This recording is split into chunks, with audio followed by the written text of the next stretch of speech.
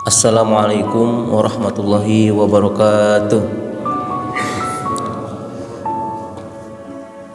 Innal hamdalillah nahmaduhu wa nasta'inuhu wa nastaghfiruh wa na'udzu billahi min shururi anfusina wa min sayyiati a'malina. Man yahdihillahu fala mudhillalah wa man yudlilhu fala hadiyalah. Asyhadu an la ilaha illallah wahdahu la syarikalah wa asyhadu anna Muhammadan abduhu wa rasuluhu la nabiyya ba'dah. Qala Allah Ta'ala fi kitabihil karim, a'udzu billahi minasy syaithanir rajim.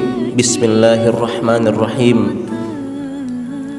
Ya ayyuhallazina amanu taqullaha haqqa tuqatih wa la tamutunna illa wa antum muslimun. Wa qala ta'ala, ya ayyuhallazina amanu taqullaha wa qulu qawlan sadida yuslih lakum a'malakum wa yaghfir lakum dzunubakum wa may yuti'illaha wa rasulahu faqad faza fawzan azima. Amma ba'du. Hadirin jamaah salat subuh Masjid Raya Telaga Kahuripan yang mudah-mudahan diberikan keberkahan, kemuliaan oleh Allah Subhanahu wa taala. Amin.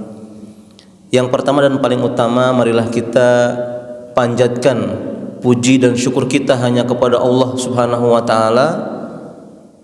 Alhamdulillah, pada subuh yang berbahagia ini, subuh yang penuh berkah, kita berkumpul kembali silaturahmi dalam rangka menjalankan sebagai hamba abdan syakura, hamba yang senantiasa berusaha untuk terus bersyukur kepada Allah Subhanahu wa taala dengan cara selalu meningkatkan kualitas derajat iman dan takwa. Di antara meningkatkan kualitas derajat iman dan takwa masing-masing adalah melaksanakan dengan istiqomah, berusaha sekeras mungkin untuk tidak tertinggal sholat subuh berjamaah. Hal ini merupakan kebahagiaan dan keberkahan dari Allah Subhanahu wa taala.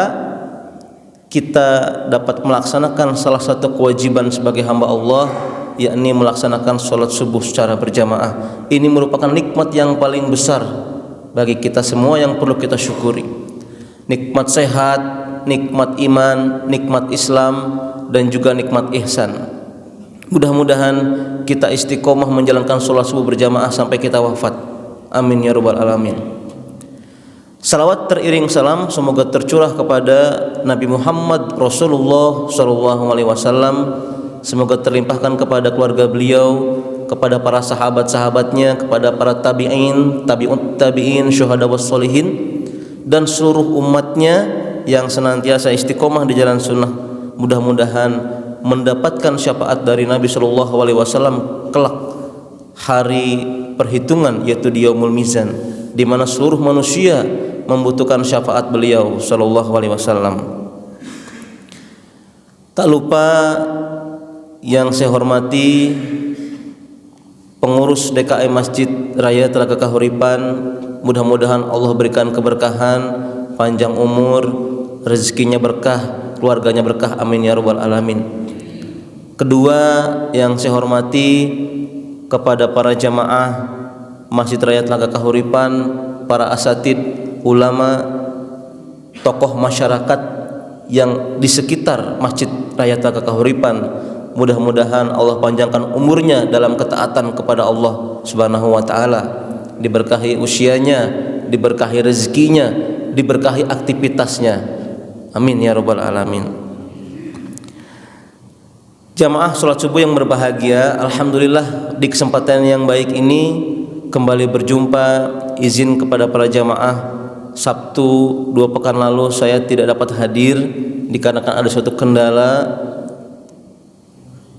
Alhamdulillah hari ini Allah izinkan hadir bertemu kembali silaturahmi, dan mudah-mudahan kita bisa mengambil manfaat dari pertemuan kita pada pagi hari ini insyaallah. Para asatid yang dimuliakan oleh Allah Subhanahu wa taala, di kesempatan kali ini insyaallah kita akan membahas berkenaan dengan laksana menggenggam bara api. Hidup ini memang penuh dengan lika-liku perjuangan untuk senantiasa kita bertahan hidup. Seringkali seorang berani menentang maut, menjalani segala rutinitas pekerjaan yang berat di dalam hidupnya. Ada di antara mereka yang setiap hari bekerja menyelam di dasar lautan atau di lorong-lorong kegelapan sebuah pertambangan. Mereka senantiasa bergelut dan bergulat dengan pekerjaan yang beresiko 3D.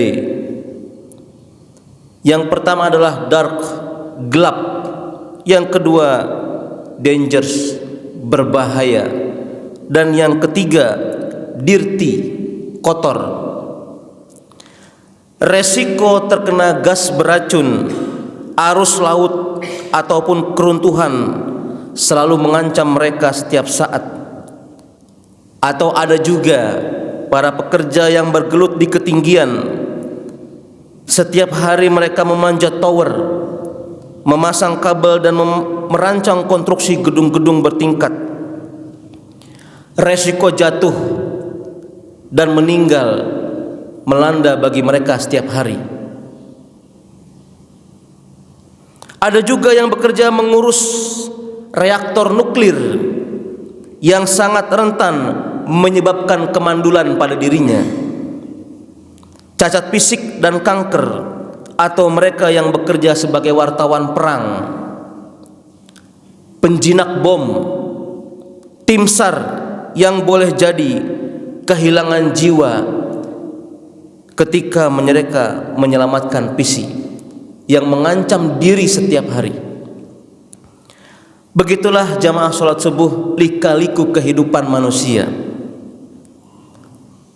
Seseorang dengan berbagai profesi yang pernah dikupas kurang lebih 2 bulan lalu tentang profesi dan amanah. Masing-masing kita memiliki kegiatan yang tidak sama dan sudah Allah tentukan takdirnya 50.000 tahun sebelum bumi dan langit diciptakan. Namun semua pekerjaan jenisnya yang mengancam nyawa setiap hari mereka jalani dengan penuh yang namanya kesabaran. Inilah yang dimaksud dengan laksana menggenggam bara api. Ya, kesabaran sesuai dengan obsesi hidup manusia, punya tujuan dan cita-cita masing-masing. Jamaah salat subuh yang berbahagia, betapa kerasnya kehidupan di muka bumi ini. Bukan masalah duniawi saja jamaah sekalian. Semakin lama tantangan kesabaran ini semakin teramat berat oleh kita. Keimanan juga semakin rumit, bahkan hampir-hampir iman terkikis lantaran hanya faktor bertahan hidup. Hampir banyak orang di muka bumi demi menjalankan profesi sampai dasar laut, di kegelapan lorong-lorong pertambangan dan lain sebagainya, apabila mereka tidak didasari iman dan takwa, luput sudah sholat. Hal pertama tidak dilaksanakan. Namun ketika mereka dengan iman semakin turun dalam ke dasar laut, semakin yakin bahwa Allah Maha Besar, Allahu Akbar, Allahu Akbar. Masya Allah, begitu luasnya kehidupan di dalam laut, begitu gelapnya di lorong-lorong gua. Susah payah untuk bertahan hidup, memberikan nafkah kepada keluarga, istri dan anak-anak serta cucu. Apabila tidak didasari dengan kesabaran dan ketakwaan, maka sudah selesai, the end. Nah, ketika diawali dengan bismillahi tawakkaltu 'alallah, la haula wala quwata illa billahil aliyil azim, pasrah kepada Allah, itulah perilaku seorang muslim, maka semua kegiatan, semua perbuatan akan bernilai ibadah. Hatta sekalipun dia turun ke dalam dasar laut jemaah sekalian. Semua ini dilakukan karena satu hal, kesabaran. Hampir-hampir kesabaran hari setiap orang mengalami problematika sabar itu berbeda-beda. Sampai hadirin jamaah, banyak manusia mengistilahkan sabar itu ada batasnya. Padahal sama sekali sabar tidak ada batasnya. Terbantahkan sudah bagi siapa yang mengatakan, Bapak Ibu, muda-mudi, tua atau muda, mengatakan sabar ada batasnya. Itu sudah terbantahkan oleh Rasulullah SAW dan para sahabat, para nabi. Beliau orang-orang yang sangat sabar, kesabarannya luar biasa, sampai-sampai iman di atas kesabaran. Kita simak orang-orang yang dirahmati oleh Allah Subhanahu wa taala yang mampu bersabar. Di antaranya adalah Nabi SAW bersabda, "Wailul lil arabi min syarri qadin iftaraba, fitanan kakito al-laili al-muslim, yusbihur rajul mu'minan wa yumsi kafiran, yabi'u qaumun dinahum bi'aradin minad dunya qalilan, al-mutamassikin." Celaka bagi mereka bangsa Arab dengan keburukan yang telah dekat. Fitnah melanda bagaikan potongan malam yang gelap gulita di pagi hari. Pagi hari seseorang masih berstatus sebagai muslim, namun di sore hari telah berubah menjadi kafir. Mereka adalah kaum yang menjual agamanya dengan kenikmatan dunia yang sangat sedikit dan sangat hina. Orang yang berpegang teguh dengan agamanya pada saat itu laksana menggenggam bara api atau seperti menggenggam sebuah duri. Hadis sahih riwayat Ahmad dan disahihkan oleh Al-Arnaud. Dalam riwayat At-Tirmizi, akan datang kepada manusia suatu zaman di mana orang-orang yang bersabar pada agamanya di saat itu laksana menggenggam bara api. Kerasnya benturan keimanan seperti pernah dialami oleh para sahabat di masa awal Islam yang sangat-sangat sulit. Hampir-hampir kesabaran mereka habis karena pertolongan Allah Subhanahu wa taala tidak kunjung datang bagi mereka. Hadis ini menjelaskan akan kondisi tersebut. Dari Khobab bin Al-Ard berkata, kami mengadu kepada Rasulullah SAW. Pada saat itu beliau sedang berteduh di balik bayangan Ka'bah sambil menjadikan kain selimut badan sebagai bantal. Maka mereka berkata, tidaklah engkau meminta pertolongan kepada Allah Subhanahu wa taala untuk menolong kami? Maka Nabi SAW bersabda, sesungguhnya orang-orang sebelum kalian ada di antara mereka yang dikubur hidup-hidup, kemudian digergaji kepalanya hingga terbelah menjadi dua.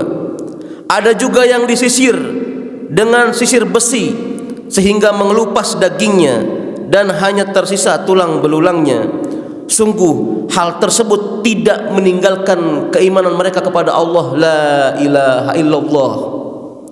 Demi Allah, sungguh Allah tidak akan menyempurnakan perkara Islam sampai seseorang berjalan dari Son'a hingga Hadraul Maut. Mereka merasa tidak takut kecuali hanya kepada Allah Subhanahu wa taala. Begitu juga kami pun juga tidak takut kepada serigala, akan tetapi kalian hanyalah hamba yang tergesa-gesa. Hadirin jamaah salat subuh, dua hadis ini menjelaskan bahwa jelaslah sudah kesabaran kita belum sebanding dengan kesabaran para sahabat. Sampai-sampai pada titik yang puncak, sahabat minta didoakan oleh Rasulullah, ya Rasulullah, angkat kedua tanganmu, mohonkan ampunan, mohonkan pertolongan.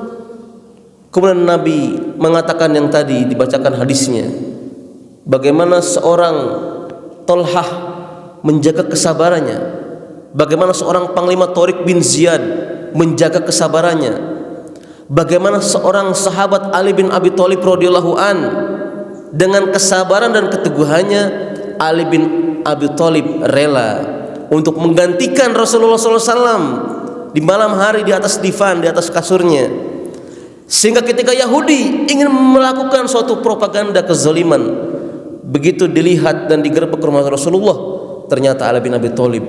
Ali bin Abi Thalib radhiyallahu an tidak takut sama sekali dengan ancaman maut. Dia hanya takut kepada Allah Subhanahu wa taala. Bagaimana sahabat Utsman bin Affan? Sama sekali full keyakinannya kepada Allah, memberikan semuanya. Mereka hanya berharap kepada Allah dan Rasulnya, dan sama sekali tidak mundur sedikit pun langkah dari musuh, kecuali dia hanya takut kepada Allah Subhanahu wa taala. Jemaah salat subuh yang berbahagia, di kesempatan yang berbahagia ini marilah senantiasa kita sebelum salat subuh di waktu malam, di mana malaikat turun ke langit bumi, di saat itulah kita menumpahkan, mengadu kepada Allah Subhanahu wa taala segala macam bentuk cobaan hidup. Ketika kita belum punya apa-apa dan berdoa ingin pinjam, ingin minta kepada Allah, ya Allah, aku ingin punya apa-apa. Setelah punya apa-apa, Allah tidak diam saja, masih diuji. Boleh jadi kita ingin semuanya, tapi Allah tahu ukuran dan takaran manusia. Khawatir ketika Allah berikan semuanya di bumi dan kita tidak siap, jadilah Fir'aun, penguasa yang zolim, yang sangat bengis dan sangat tidak menghargai nyawa manusia. Fir'aun dengan sangat tega membunuh bayi perempuan yang masih hidup, membunuh bayi laki-laki yang masih hidup. Sudah terbiasa. Mengapa demikian? La iman. Hadirin salat subuh yang berbahagia, tidak ada keimanan. Sebagaimana ketika iblis diminta oleh Allah Subhanahu wa taala untuk sujud kepada Adam. Hadirin salat subuh, apa perkataan iblis? Iblis bukannya tidak tahu kekuasaan Allah Subhanahu wa taala. Iblis lebih tahu dari kita. Karena mereka sejatinya awalnya berada di surga bersama Nabi Adam alaihissalam. Lantaran kesombongan, disinilah ada rasa kibir, sombong dalam hati, kecil padahal. Tetapi ini membuat Allah murka. Ketika iblis disuruh sujud kepada Adam, tidak ada kesabaran pada iblis. Dengan mudahnya iblis menjawab, ya Allah, ana khalaqtahu min nar wa huwa khalaqtahu min tin. Ya Allah, engkau menciptakan aku dari api, sedangkan dia Adam engkau ciptakan dari tanah. Ketika itu dialog iblis kepada Allah. Jamaah salat subuh Bapak Ibu sekalian yang berbahagia, iblis pun dialog kepada Allah, bertanya. Inilah sombongnya iblis, menanyakan kepada Allah, mulia mana ya Allah, tanah sama api? Allah yang menciptakan api, Allah yang menciptakan tanah, ditanya sama iblis. Bukan berarti iblis tidak tahu kekuasaan Allah, rububiyah Allah, uluhiyah Allah, asma wa sifat Allah. Allah maha segalanya. Bahkan ubun-ubun kita jamaah salat subuh Bapak Ibu yang berbahagia milik Allah. Ketika Allah ingin ambil subuh ini, selesai dari masjid kita meninggal, tidak ada yang tahu. Yang kita perbuat hanyalah menumpuk pahala di masih hidup. Jangan menumpuk dosa. Kalau dosa terbuat, segera istighfar. Astaghfirullahalazim. Karena sebaik-baik pelaku dosa adalah beristighfar dengan segera. Artinya dosa tidak ada yang baik.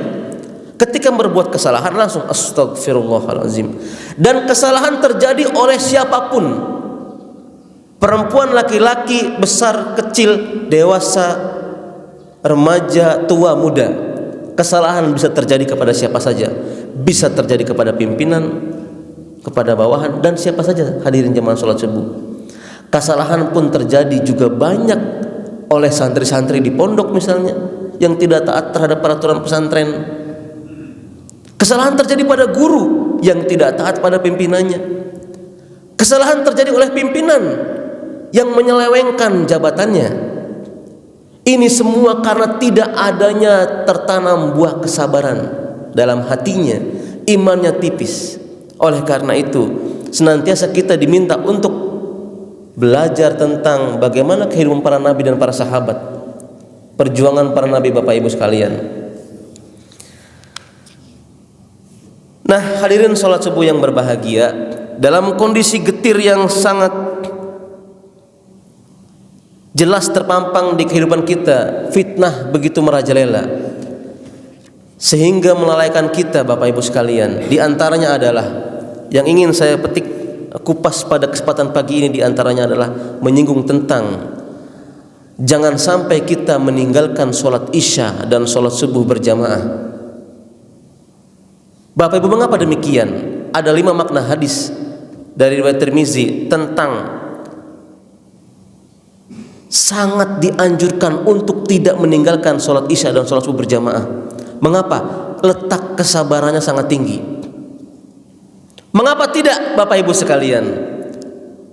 Di saat sholat isya tiba, Allahu Akbar, Allahu Akbar, saat itu pula bagi yang sedang dalam perjalanan ujian datang. Apakah mobil kita lanjut digas, ataukah stop cari rest area untuk segera ke masjid, ataukah tanggung perjalanan sehingga kita sudah beriktikad dalam hati, ya Allah, saya perkiraan mau ke Bandung, kira-kira sampai jam 10 malam. Berarti niat sebelum sholat maghrib, pada maghrib kita sudah niat untuk menjamak sholat misalnya. Atau kalau terburu, karena memang sudah terbiasa seperti sopir lintas provinsi, tiap hari memang pekerjaannya seperti itu profesinya, maka bagaimana sopir-sopir yang lintas provinsi, status sholatnya dia semua Allah sudah tahu takarannya, tinggal bagaimana manusianya menempatkan diri. Pantaskah untuk senantiasa selalu tidak meninggalkan sholat isya dan sholat subuh berjamaah? Mengapa demikian? Hanya 2 faktor masalah sholat isya dan sholat subuh berjamaah. Kata Rasulullah SAW, sholat isya dilaksanakan merupakan orang-orang yang melaksanakan sholat isya seperti melaksanakan sholat separuh malam. Sedangkan orang-orang yang melaksanakan sholat subuh berjamaah, mereka melaksanakan sholat semalam suntuk full. Artinya betapa besar pahala melaksanakan sholat subuh dan sholat isya, Bapak Ibu sekalian. Nikmat melaksanakan sholat isya dan sholat subuh berjamaah diantaranya adalah nikmat karena kesabaran. Bapak Ibu bayangkan betapa kalau kita tidak sabar. As-salatu khairum minan naum. Begitu indah kasur yang empuk, AC yang dingin, selimut yang masih hangat. Mereka yang sangat lelah di pekerjaan, sehingga hatinya sulit untuk bangun sholat subuh, apalagi sholat malam. Oleh karenanya senantiasa kita bermohon kepada Allah, jamaah sekalian, untuk diringankan, ya Allah, ringankan saya sholat subuh berjamaah. Sesekali datang ke masjid, tapi kebanyakannya alfa, koreksi, barangkali ada kesalahan dosa. Salah satu Allah halang. Mengapa sulit sekali isya dijalankan, subuh dijalankan? Boleh jadi ada kesalahan maksiat yang sering diperbuat, sehingga Allah berkehendak untuk kita senantiasa dilalaikan dengan kehidupan dunia. Semakin sibuk mengumpulkan harta, setiap hari mengumpulkan harta, sibuk kepada dunia, semakin sibuk tentang dunia, dan Allah akan menambah kesibukan-kesibukan lainnya sehingga jauh dari Allah. Akhirnya istidraj. Boleh jadi kenikmatan yang kita terima, hadirin jamaah salat subuh, itu adalah istidraj. Ya, semuanya dikasih. Minta ini sudah ada, ini sudah ada, semua serba mudah, fasilitas serba mewah. Namun belum pernah bertanya kepada cermin diri pribadi, wahai diriku, kenapa engkau takut kepada atasan apabila datang terlambat kerja? Maka engkau tidak takut terlambat datang sholat subuh berjamaah? Kita belum pernah merasa takut ketinggalan sholat berjamaah, biasa-biasa saja. Tapi sangat takut kepada atasan apabila datang terlambat ke kantor. Waduh, terlambat nih, macet, kesal setiap hari. Lagi-lagi kata Rasulullah SAW, isbiru wasobiru warobitu, kuatkan kesabaran. Sabar itu banyak macam Bapak Ibu sekalian. Yang pertama, sabar dalam melaksanakan perintah Allah Subhanahu wa taala. Sabar melaksanakan sholat subuh. Sabar tiap hari datang assalamualaikum. Ketika ada jamaah, ada kegiatan, minta infak, minta sedekah, jangan menggerutu dalam hati. Senyumi, berikan yang terbaik. Walaupun tidak ada kecuali sebiji kurma. Ya kalau sekarang ya Bapak Ibu, berikan sebiji kurma, istilahnya. Memberikan yang terbaik untuk Allah dan Rasulnya. Mengapa? Sebagaimana surat Al-Imran ayat 192. Kemudian juga surat Ar-Ra'd ayat 23 sampai 24 menceritakan bagaimana posisi sabar dan manfaat serta berkah dari kesabaran. A'udzubillahi samiil alim minas syaitonir rajim. Jannatu adnin yadkhulunaha wa man salaha min abaihim wa azwajihim wa zurriyyatihim wal malaikatu yadkhuluna alaihim min kullil bab salamun alaikum bima sabartum fani'ma uqbaddar. Jamaah salat subuh yang berbahagia, yang artinya adalah surat Ar-Ra'd ayat 23 sampai 24, yaitu surga Aden yang mereka masuk ke dalamnya bersama orang-orang yang solih dari bapak-bapaknya, istri-istrinya, dan anak cucunya, sedang malaikat-malaikat masuk dari pintu mana saja sambil mengucapkan salamun bima sabartum, salamun alaikum bima sabartum. Maka alangkah baiknya tempat kesudahan kesabaran itu. Masya Allah, hadirin jamaah salat subuh yang berbahagia, betapa pentingnya sabar untuk menjalankan perintah Allah. Ketika Rasulullah SAW melaksanakan sholat malam, berarti ada hal yang istimewa. Mengapa Nabi sampai bengkak-bengkak kakinya menjaga sholat malam? Berarti ada sesuatu yang bahagia di sana. Boleh jadi sholat-sholat fardu yang kita tinggal semasa kita muda, sibuk setelah sholat subuh, kadang-kadang kesiangan, kadang-kadang telat, kadang-kadang sholat subuh masih di mobil. Sebelum subuh sudah berangkat karena ada meeting di luar kota, sholat subuhnya di mobil, di pesawat, di kereta, dan kita tidak tahu bagaimana kualitas sholat kita. Hanya Allah yang tahu. Kita hanya bisa fasrah dan berdoa, ya Allah, terimalah amal ibadah, karena tidak ada yang bisa menerima amal ibadah jamaah kecuali Allah Subhanahu wa taala. Tidak ada ustadz, tidak ada kiai dan habib yang bisa menilai ibadah seseorang. Ibadah seseorang yang nilai hanya Allah Subhanahu wa taala. Tugas kita sebagai manusia hanya melaksanakan, bersabar untuk menjalankan perintah. Berarti ketika ada anjuran untuk qiyamul lail, maka di sana ada keistimewaan. Mengapa Nabi sangat menjaga qiyamul lail? Kemudian setelah qiyamul lail ada sholat subuh, Bapak Ibu sekalian. Dilanjut sebelum sholat subuh ada sholat fajar. Kata Rasulullah SAW, mereka yang terbiasa melaksanakan 2 rakaat sholat sunnah, 2 rakaat sebelum sholat subuh, as-sholatul fajr khairu minad dunya wa ma fiha. Sholat 2 rakaat sebelum sholat subuh, pahalanya lebih baik daripada dunia dan seisinya, luar biasa. Siapakah di antara kita yang paling kaya raya? Kalau ada yang paling mengaku kaya raya, Qarun sudah pelaku sejarah betapa kayanya Qarun. Kita kayaknya belum seperti Qarun. Tapi Qarun ditenggelamkan oleh Allah jamaah sekalian. Mengapa? Qarun sama sifatnya seperti iblis, sombong. Allah tenggelamkan Qarun plus dengan harta-hartanya ditenggelamkan ke dalam bumi.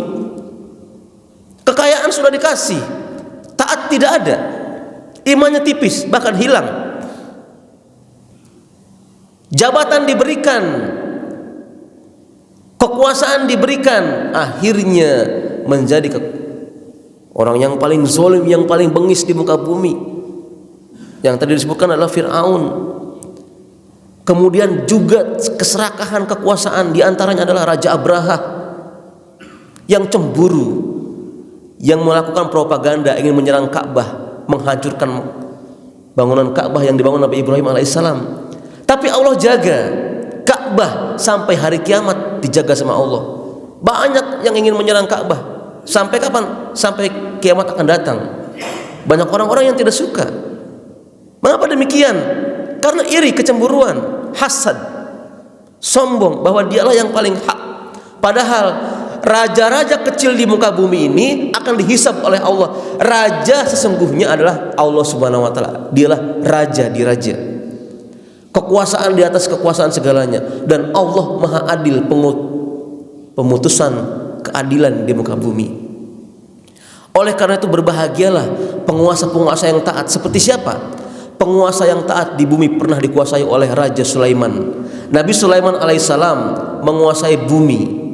Bahkan Nabi Sulaiman alaihissalam berbicara dengan semua makhluk, dengan para binatang, bisa bahasa jin, tapi tidak menjadikan Nabi Sulaiman sombong. Bahkan Nabi Sulaiman semakin taat kepada Allah dan semakin sabar.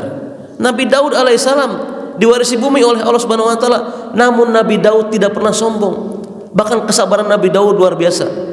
Nabi Nuh alaihissalam, jemaah sekalian, Nabi Nuh sangat taat dan solih, namun Nabi Nuh diuji dengan anaknya Kan'an. Kan'an sombong, Kan'an tidak taat kepada ayahnya dan Allah. Akhirnya Kan'an ditenggelamkan juga oleh Allah. Nabi Nuh diuji, istrinya dan anaknya tidak taat kepadanya. Artinya, jemaah sekalian, sekelas Nabi, levelnya Nabi, ujiannya lebih berat dan kesabarannya luar biasa, tidak mengurangi imannya kepada Allah Subhanahu wa taala. Nabi Ibrahim, jamaah sekalian, Nabi Ibrahim alaihissalam lama memiliki putra. Betapa sabarnya Nabi Ibrahim alaihissalam sampai akhirnya sudah lama tidak punya putra. Bagi jamaah mungkin yang belum memiliki anak misalnya, kuatkan kesabaran, baca doa. Bagaimana sabar Nabi Ibrahim ketika usia sudah lanjut? Akhirnya Allah kabarkan Nabi Ibrahim memiliki anak bernama Ismail. Sudah lama tidak punya anak, ketika punya anak Allah perintahkan untuk disembelih. Luar biasa, Masya Allah. Tapi apakah Nabi Ibrahim mengelak? La. Nabi Ibrahim semakin kuat kesabarannya kepada Allah. Wahai Ismail anakku, aku bermimpi tadi malam bahwa engkau disembelih.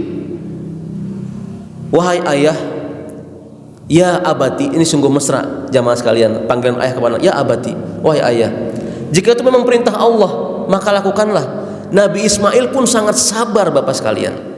Jadi Nabi Ismail, Nabi Ibrahim alaihissalam, kekuatan kesabarannya luar biasa.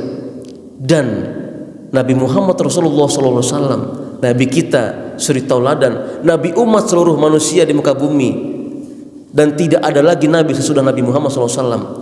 Luar biasa, dan umatnya paling banyak nanti di surga. Amin ya rabbal alamin. Betapa sabarnya Nabi Muhammad SAW ketika dizolimi oleh kaum Quraisy. Malaikat Jibril berkata, ya Rasulullah, angkat kedua tanganmu, berdoa minta tolong kepada Allah, akan aku timpakan, aku balikan ini dua gunung supaya mereka tunduk kepadamu ya Rasulullah. Apa kata Nabi SAW dengan sabarnya? La, wahai Jibril, tidak. Wahai Jibril, aku masih berharap di antara keturunan mereka Quraisy masih ada yang beriman nanti sesudahnya. Bayangkan kalau aku berdoa, ditimpakan dua gunung ini, mati semua, tidak ada yang mau menyembah Allah, nanti tidak ada manusia lagi. Masya Allah Pak, malaikat Jibril tersenyum. Engkau memang Nabi yang dipilih oleh Allah Subhanahu wa taala. Kesabaran melebihi malaikat, luar biasa. Mudah saja bagi Rasulullah, tinggal angkat tangan, dan tidak pernah doa Nabi ditolak oleh Allah Subhanahu wa taala. Jadi Nabi, kenapa Pak peristiwa itu Nabi tidak angkat tangan? Nabi tahan kedua tangannya. Nabi nanti akan mengangkat kedua tangannya Pak, bermohon kepada Allah di padang mahsyar, di mana ada yaumul mizan, hari penghitungan, hari hisab.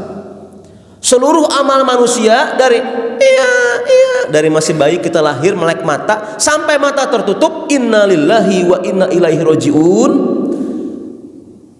Rambut kita sudah memutih, puas sudah kita hidup di dunia, sudah punya anak cucu, dan kita sudah ikhlas meninggalkan mereka. Innalillahi wa inna ilaihi rajiun. Siapkah kita Bapak Ibu sekalian? Pantaskah kita bertemu kepada Allah?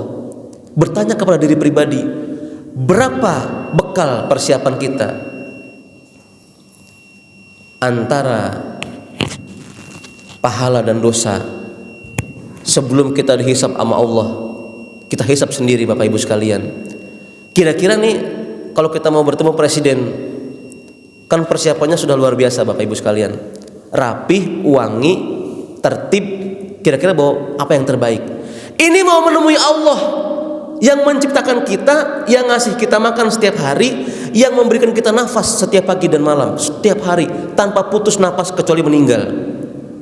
Lantas berjumpa dengan Allah membawa ratusan dosa, setumpuk dosa. Walauzubillah min zalik. Oleh karena itu, ya Allah, pantaskah aku bertemu denganmu ya Allah? Di saat itulah Nabi angkat tangan di hari yang dibutuhkan. Ya Allah, Nabi berdoa, ampuni umatku, ummati, ummati.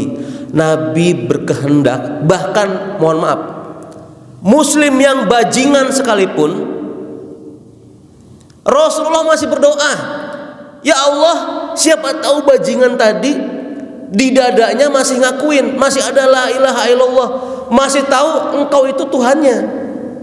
Jadi Bapak Ibu sekalian, ketika masih di dalam dada ada la ilaha illallah, masih mengakui Allah sebagai Tuhannya, Nabi masih doain Pak.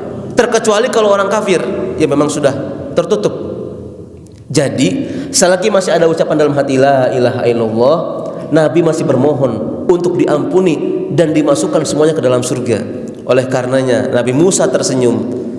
Paling banyak penduduk surga adalah umatnya Nabi Muhammad SAW. Masya Allah. Sepeninggal beliau ketika menjelang wafat, sedihnya luar biasa Aisyah radhiyallahu anha. Abu Bakar mertuanya sedih sekali Pak.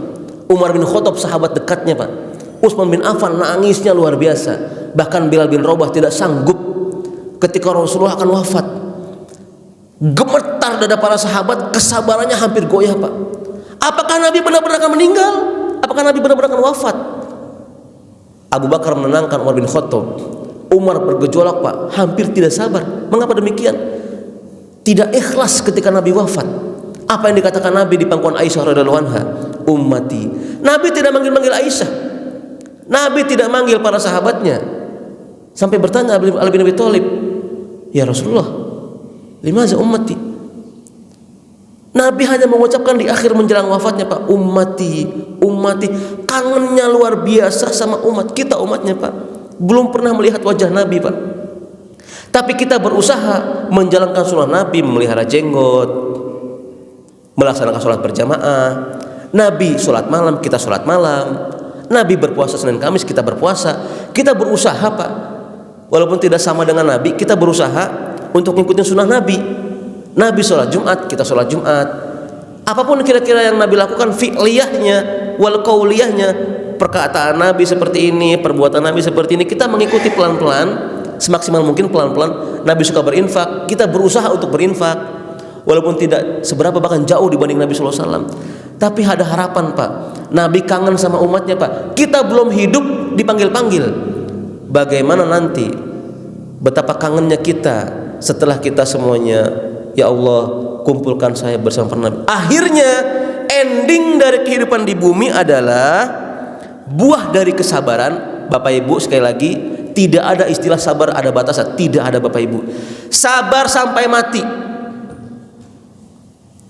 Bilal bin Rabah menaruhkan nyawa, digecek, ditumbuk tangannya dengan batu. Ya Bilal, katakan, Allah bukan Tuhanmu. La ilaha illallah, Allah Tuhanku. Tidak ada Tuhan selain Allah yang berhak disembah. Kesabarannya luar biasa. Bilal lebih memilih untuk wafat. Banyak Pak sahabat-sahabat yang lain, dan banyak kisah-kisah sebagai pelajaran buat kita. Kita harus tanam kesabaran. Kalau kita diuji dengan bos, dengan tetangga, mungkin tetangga kurang akur, mungkin sesama saudara kandung berebutan harta waris, cekcok dengan istri dan sebagainya. Sabar, kuatkan kesabaran, ikat pinggang. Perbanyak doa kepada Allah Subhanahu wa taala di waktu malam, di waktu kita bekerja, di waktu kita berpuasa. di waktu perjalanan, sedang di pesawat, sedang di kereta, sedang di kapal laut, sedang di mobil, sedang di motor, banyak istighfar, banyak bersabar, banyak bertasbih. Ingat selalu kepada Allah, Allah ingat kepada kita, Pak. Ketika Allahu Akbar, kita dipanggil sama Allah, jangan mengatakan dalam hati, ya udah azan lagi nih, tadi baru sholat perasaan. Awas, kalimat ini Pak, yuwaswisus syaiton, ternyata itu ada babnya Pak, bab membahas tentang ya udah sholat lagi, padahal tadi baru sholat. Oleh karena itu Pak, orang yang rindu udah 2:30 nih, kira-kira sebentar lagi mau asar, persiapan sebelumnya, senang menyambut datang ke masjid, mau berjumpa dengan Allah, mau curhat. Ya Allah, aku yang punya sesuatu, masalah tumpahkan semua kepada Allah Pak. Percuma Pak curhat sama tetangga, sama teman, ya alhamdulillah masih bisa didengarkan, tapi Allah lah sebaik-baik pendengar yang memberikan solusi. Oleh karena itu hadirin jamaah salat subuh yang berbahagia, ketika kesabaran diuji oleh Allah Subhanahu wa taala, baik ujian berupa ekonomi, kehidupan, kemudian pertentangan, percekcokan, kebijakan-kebijakan yang tidak menyenangkan hati, sabar Pak. Doakan, jangan murka. Apabila ada kebijakan-kebijakan yang hati kita tidak enak, doakan pimpinan-pimpinan kita, doakan para pengurus negara, doakan para asatidz. Kalau ada ustadz-ustadznya kesalahan, jangan difitnah Pak, jangan disebar ke sana ke sini. Emang ustadz itu masya Allah, astagfirullah. Hati-hati Pak, nanti malah gibah jadinya. Daripada kita menggibah, nauzubillah an zalik, lebih baik musyawarah, diskusi. Itu lebih meminimalisir, karena banyak kepo, banyak ingin tahu tentang orang, memperbanyak gibah. Memperbanyak gibah berarti menumpuk dosa. Pantaskah kita bertemu Allah Subhanahu wa taala? Yang berhak bertemu dengan Allah Subhanahu wa taala adalah yang hatinya bersih dan suci. Siapa yang bersih dan suci? Yang menjaga imannya supaya dia sabar sampai dia wafat, sampai dia ikhlas. Cucuku, kakek sudah siap untuk berjumpa dengan Allah. Yang baiknya jaga bunda, jaga anakku. Anakku adalah ibu kamu. Wahai istriku, sudah cukuplah. Insya Allah ayah sudah siap bertemu dengan Allah. Emang udah punya bekal apa ayah? Nah, biasanya Pak, orang yang ngomong seperti ini Pak, ketaatannya luar biasa. Dia yakin berjumpa dengan Allah. Senin Kemis tidak tertinggal, infak jalan terus. Kotak amal lewat tidak pernah dilewati Pak, kecuali dia berinfak. Sholat tidak tertinggal, murah senyum kepada para sahabat, ketemu teman senyum, salam. Sedekah yang paling murah senyum kepada sahabat, assalamualaikum. Itu kan sedekah luar biasa Pak. Oleh karena itu, kesabaran adalah kunci utama kesuksesan. Untuk menjadi seekor kupu-kupu yang cantik dan terbang kian kemari, seekor ulat harus bersabar berdiam diri menjadi kepompong berhari-hari. Pohon bambu Cina pun juga demikian. Untuk sukses tumbuh melejit tinggi ke angkasa, hampir bertahun-tahun pohon bambu Cina harus bersabar menumbuhkan akarnya untuk lebih kuat terlebih dahulu sehingga di pohonnya menjulang tinggi. Jadi tidak ada kesuksesan tanpa kesabaran. Kita belum sukses Pak. Kita sudah punya apa-apa? Belum punya apa-apa. Sukses itu ukurannya adalah di surga. Jadi kita sekarang belum sukses sampai kita yakin bahwa kita tidak takut lagi akan kehidupan ini, dan kita yakin ingin berjumpa dengan Allah. Sudah semuanya, perasaan sudah maksimal beribadah, ya sudah pasrahkan kepada Allah, pasrah pada ilahi. Hanya itu yang kita bisa. Setelah kita melakukan semua ibadah perintah Allah, dan kedua, sabar menjalankan perintah Allah. Yang kedua, sabar untuk meninggalkan larangan Allah. Semua bisa Pak. Sabar untuk sholat berjamaah, sabar untuk berpuasa Ramadan, sabar untuk berinfak, sabar berkurban walaupun mahal misalnya. Tapi terkadang nauzubillah an zalik, tidak sabar meninggalkan larangan Allah. Selamat siang Pak, tanda tangan. Padahal tanda tangan ini tanda tangan kezoliman. Kalau di tanda tangan ini ceknya berarti korupsi. Kalau saya tanda tangan, tenang Pak, akan dibagi dua Pak, hanya kita yang tahu. Loh, hanya kita yang tahu, berarti tidak menganggap ada Allah dong kalau begitu. Pak, ini ada cek senilai 70 miliar. mohon Bapak tanda tangani. Karena dia punya kekuasaan dan jabatan, dia lupa yang naruh dia di situ siapa. Seolah-olah karena kuliahnya sudah profesor, sudah doktor. Lah, Allah tidak pandang profesor, tidak pandang doktor, tidak ada insinyur. Gelar terbaik adalah radhiyallahu an. Allah meridhoinya. Siapa di antara kita yang dijamin surga oleh Allah? Tidak ada, Pak. Ibadah kita masih kembang kempis. Pahala kita dan dosa tidak tahu mana yang paling banyak. Kita hanya berikhtiar kepada Allah, berusaha sekuat mungkin. Sudah terlewat usia kita yang lalu, yuk mari lengkapi yang sekarang masih ada, mumpung masih hidup. Dengan apa? Dengan sabar. Setelah sabar melaksanakan perintah Allah, sabar untuk meninggalkan larangan Allah. Di antaranya adalah tidak mendekati sesuatu yang memang subhat. Nabi SAW, Pak, menganjurkan untuk tidak mendekati perkara-perkara subhat. Subhat artinya adalah samar-samar, bukan punya kita. Karena sesuatu yang subhat lebih dekat kepada haram. Contoh, ini minuman belum ada izin, bukan punya kita. Saking hausnya, lantaran udah nggak ketahan haus, ada minuman segar kita lihat, main teguk saja, Pak. Hati-hati, belum sah punya kita. Berarti dia masih subhat, samar-samar. Dan Nabi tidak pernah menyentuh yang subhat. Karena subhat, ragu-ragu, lebih dekat kepada haram. Kalau jelas, ini punya kamu, kan sudah jelas berarti halal. Nah, sabar dalam meninggalkan larangan. Nah, inilah jamaah sekalian, mudah-mudahan kita bisa bersabar untuk meninggalkan larangan sekuat mungkin. Kalaupun terjadi kesalahan, jatuh tadi, astaghfirullah, faqultu astaghfiru innahu kana ghafara yursilis samaa alaihi wa yumditkum midrara. Jadi istighfar, astagfirullah, istighfari, hisab diri kita lawan cermin. Wahai diriku, yuk tambah kesabaran. Dipitnah, dihina, dibully, dikepoin orang, sabar, Pak. Selagi masih diri kita yang diacak-acak, tidak apa-apa, sabar. Tapi kalau sudah agama yang diotak-atik, kita bisa berargumen. Saya punya Al-Quran, saya punya hadis, saya punya ustadz, saya punya Nabi Muhammad SAW sebagai panutan hidup saya. Nah, seperti itu. Barangkali itu yang dapat disampaikan pada hari yang berbahagia ini, di subuh yang istimewa ini, dengan tema kesuksesan tidak terbangun kecuali dengan kesabaran. Dan hari ini kita hampir menuju kesuksesan. Sampai kapan? Sampai qalu inna lillahi wa inna ilaihi rajiun. Jangan sampai, oh ya, satu lagi, Pak, jangan sampai kita hanya soleh sendirian, Pak. Kalau kita sudah solih, sudah rajin ke masjid, kita lihat tetangga kita, Pak, masih belum ke masjid, Pak, ketuk aja, Pak, assalamualaikum, ayo Pak Budi. Ibu-ibu juga sama, ibu-ibu jangan cuma ngumpul ngerumpinya aja. Ngumpul di sekolahan nunggu anak ngerumpi, gibah lagi. Ngumpul di tukang sayur, gibah lagi. Jalan-jalan ke mall, sampai di mobil, semua gibah. Nauzubillah an zalik. Kayaknya tuh kalau nggak ngerumpi tuh nggak pas, nggak lengkap.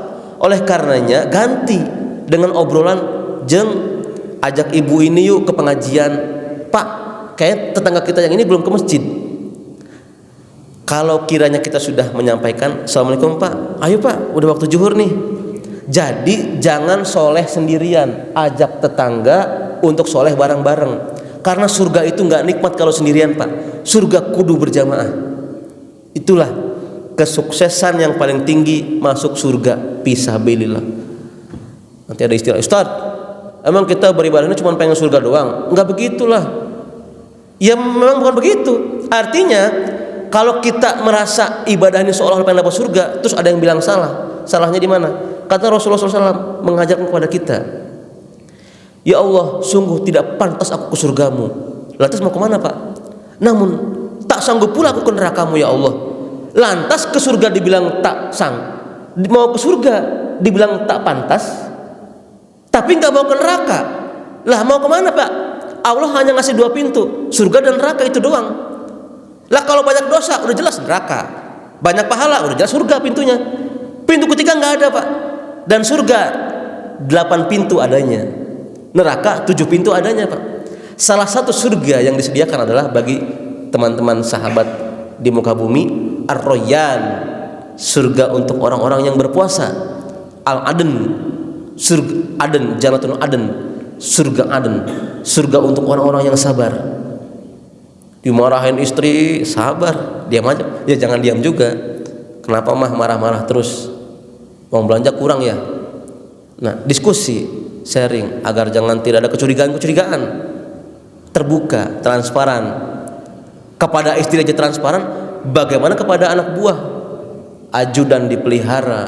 Jangan sampai anak buah ajudan dinistakan.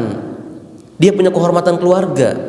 Kalau nyawa sudah tidak ada harganya, Pak, nauzubillah min dzalik, otomatis hati dia tertutup, Pak.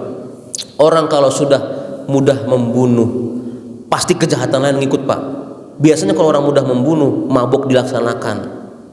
Judi apalagi. Begituan dilaksanakan, begituan itu apa? Main hal-hal yang lebih kepada haram. Ya karena membunuh udah biasa, berarti siapa yang menyadarkan? Bukan pimpinan, bukan sang jenderal yang apa namanya menyadarkan. Allah yang menegur, Pak. Sampai puncak dosanya udah tinggi, kezalimannya tinggi, Allah tegur. Hei, dosa kamu udah melampaui batas nih. Bunuh udah, judi udah, mabok udah, ini udah, semua diponten udah semua nih. Lah, mana kebaikannya? Karena udah puncak, Allah nggak ingin menyiksa dia terlalu lama. Allah juga masih sayang, Pak. Kalau Allah nggak sayang, Pak, cuman orang Islam doang yang dikasih makan. Buktinya, mohon maaf, orang di luar Islam dikasih makan sama Allah, Pak. Sayang Allah, Pak. Allah Maha Penyayang, Allah Maha Pengasih. Allah kasih semuanya, tapi ada catatan. Al-yauma akmaltu lakum dinakum wa atmamtu alaikum islam dinan. Jadi inna dina indallahil Islam. Mereka yang berpegang teguh kepada Islam, sabar di atas Islam, mereka lah yang berhak mendapatkan kebahagiaan. Jadi kalau belum Islam sama-sama baik, iya sama-sama baik. Tapi Allah mengabarkan yang Islam yang berhak untuk menerima kebahagiaan dari Allah Subhanahu wa taala. Cek surat Ar-Ra'd, cek surat Al-Imran, cek Al-Baqarah, cek surat Al-Anfal, buka juga surat Fussilat, buka juga surat Yasin, buka juga surat Al-Mulk. Di sana diceritakan bahwa kebahagiaan milik orang Islam. Artinya Islam pun belum tentu, Pak, kalau tidak beriman. Yang tadi saya bilang, betapa banyak bajingan-bajingan berKTP Islam. Yang bajingan pun masih didoakan sama Rasulullah, ya Allah ampuni dia, karena dia yakin Engkau Tuhanmu, ya Allah. Ketika dia mau maling, bismillahirrahmanirrahim, ya Allah mudah-mudahan malam ini dapat banyak, masih baca doa, Pak. Pelacur pun kalau mau melacur, sebelum dia berangkat melacur, doa dulu, Pak, biar dapat langganan banyak. Nauzubillah min dzalik. Mudah-mudahan kita semua dilindungi oleh Allah Subhanahu wa taala untuk senantiasa istiqomah di jalan sunnah, dan kita berharap kepada Allah Subhanahu wa taala, berdoa, bermohon kepada Allah, mudah-mudahan kita menjadi orang-orang yang senantiasa menguatkan kesabaran, sabar di atas perintah Allah dan sabar untuk menjauhi larangan Allah. Wallahu a'lam bit-taufiq. Yang benar hanya milik Allah Subhanahu wa taala, kesalahan milik saya pribadi dan kekhilafan serta kealfaan. Marilah kita bermohon kepada Allah dengan cara senantiasa terus bersyukur, beribadah, memperbaiki kualitas ibadah kita masing-masing, dan kita tidak sibuk untuk kepada orang lain. Sibuklah menghitung amal kita masing-masing. Wallahu a'lam bishawab. Subhanaka Allahumma wa bihamdika asyhadu an la ilaha illa anta astaghfiruka wa atubu ilaik. Wassalamualaikum warahmatullahi wabarakatuh.